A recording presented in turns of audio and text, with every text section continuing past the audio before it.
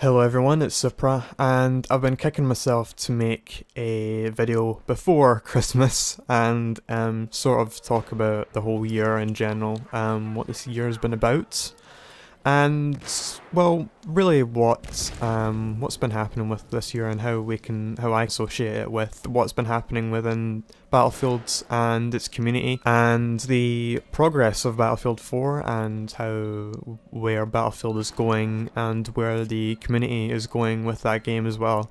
This year's signified quite a lot. It's been a really enlightening year, despite the fact all of the terrible things that has been happening in it, Gaza, Ukraine, and Crimea, Gamergate, the whole racism issues in the US, separatism in Europe. Obviously I have to mention that one, eh? Islamic State is globally identified. Remember last year they were seen as a civilian rebel force who were fighting against this corrupt government. Yeah, that totally didn't happen like a couple of years before that, eh? You know how it is, it's been fucking repeated, it's been regurgitated for the past 10 years, you know how the Western world plays. So it's been quite a signifying year, a lot of crazy shit's been happening. But it's taught you a lot, even if it has been terrible. It's been some stuff to add to your book. Last year I made the real issue video. I keep sort of mentioning that because I feel like I was honest and I was raw, and I feel like I can be a lot more happier with myself when I'm honest, and that's why I dislike scripting my videos. I know that sometimes I have to, but it means that, you can't put much emphasis on anything, and when you do it deliberately, it sounds robotic. And for someone like me who sort of works and thinks systematically, it's not really good for the reader or the listener, the person that's on the other end. I don't think personally that it gives a full picture at the end of the day. It feels really weird for me when I look back on it. I'm like, do people actually know what the fuck I'm on about? Do people know my angle? Or am I just talking complete shit? Let's talk about YouTube as well. YouTube has kind of fucked me over. I wouldn't put it like full on in that way, but the way I see YouTube, and I think the way other people play YouTube, the way I see it, you have to have like one main course meal. And your main course is whatever you're going to show to anyone else. In this case, it's Battlefield 4. And there are going to be, like, other games that dance around it, like indie games that dance around it, and then you talk about it. It'll be like one-off reviews, right? And that's bad, because if you have a situation like with Battlefield 4, where that really signified where people had their stances on the game, I don't feel like anyone genuinely didn't have a bad time with this game. I feel like everyone genuinely had the same issues pretty much. It's just that people felt differently towards them, When you have a situation like that, you adapt the game that you play around your viewer base. If you want to make sure, as a YouTube personality and a YouTube commentator, I like that term, that you have a game that you play, that you enjoy, and you also have videos to make. You enjoy making your videos and your viewer base enjoys watching those videos. But when you decide that you're not really liking the game that you're playing, then you can't just change over to StarCraft 2, for example, because you're gonna abandon a lot of your viewer base. Really, the only way that you can be confident that you'll have a consistent viewer base is if you have tits, and I don't have tits. I don't know about you.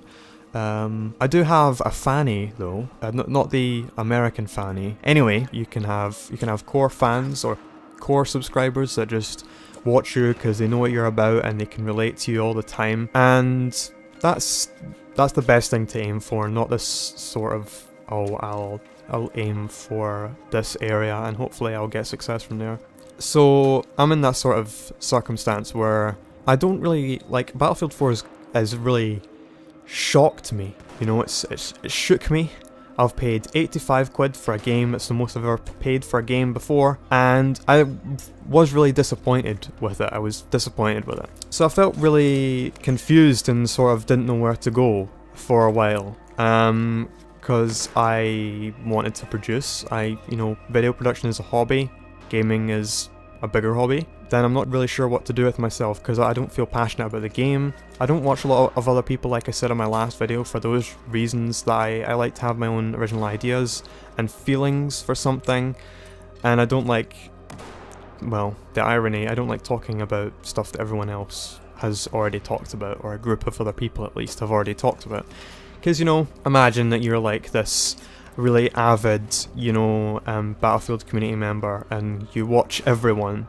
It's not really good if you see fucking 3 videos, or 3 or more videos, I'm being modest, that's like the best gun. 3 or more, or whatever, like a group of people talking about the same topic, and it's like, well, I don't really want to see this. I want to see I want to have different flavors, if I play one game all the time, it's a bit weird if I see the same videos all the time, And I watch people that I feel I can really agree with, and that I feel like I'd be really good friends with in person. And YouTube, in my opinion, there's 2 types of people on YouTube, at least in like the gaming scene. You can be critical. You can be a YouTube commentator. You can be critical. You can make sort of article-like videos where you have a topic, you have a stance, you have an agenda, an angle, and all the rest of it, and you justify it by the end and all the rest of it. And it might be controversial, it might not be. People might find it difficult to look through that. And there are Let's Players who are just non-critical. You watch them because they're playing games and they're fucking screaming or whatever. And that's their video, like whatever game they play. Or, most of the time that's what it is. I tell you what, with YouTube as well, is when it is a hobby, or maybe it might be a job, but I don't agree with it being a job, the more of a viewer base that you have, the more entitled you feel to make videos, especially, specifically about one game, or one franchise, or maybe you don't have a large viewer base, and you're starting to get some momentum, and you want to gain more and more momentum through this franchise that you're playing and producing videos of. And this all matters because if you aren't passionate, or you are less passionate about a project, then it will reflect into your videos or your work. And you can see it with, for example, Level Cap. I think that his viewer base exaggerates it. Compare his productions and like the enthusiasm in his discussions compared to X Factor. X Factor, from my point of view, is ultimately like more enthusiastic and ambitious about his videos. Like, he feels like there's a lot to do with Battlefield 4, and then with Level Cap I sort of feel like he wants to go back to Battlefield 3 wherever he can. And that's where all of this lies, is passion in your work. And if you're not passionate about your work, you're going to get pissed off, you're going to lose momentum. It's generally not healthy. To fuse this in with what's been happening around the world as well, people get really passionate and they feel entitled, if I can use that word again, they feel really entitled to speak against or join a movement against this authority when they feel like there isn't any transparency or there isn't any engagement with those involved, and it's just all executive decisions that are being taken. People feel really like not involved, and people feel like they have a cause, because they feel like, oh, it should be a perfect world where everyone should listen to each other and we can have like a common ground with everyone. Imagine if DICE were like this. Imagine if DICE didn't listen to the community and they just made games what they wanted them to be, and then they fix bugs. I mean, obviously you have to listen to some people because you have to listen to bug reports, and then that can be controversial because then that can mix in with balancing weapons, vehicles. Oh, this vehicle drives like shit. Imagine if DICE were like that, where they didn't listen to the community. They knew the game that they wanted to make and what the game wanted to be. I feel like that has a much more chance of success, at least from what we've seen recently, where DICE have sort of tried to be more social, or at least more transparent, and especially with the whole CTE program, which is good. I mean, it's good to engage with your community. But I think sometimes in certain circumstances when the game gets too big, or it has, you know, too much of a player base, at that point you have to be careful with what you agree with and what you may implement in the future, because there'll be so many conflicting opinions. Thanks for watching, everyone. Check out my other videos. Please rate and comment. I hope you have a very Merry Christmas. I hope you're able to spend time with your family and rejoice for what you have. Hopefully I'm able to get another video out after Christmas before the new year. Thanks for watching, and I'll talk to you later.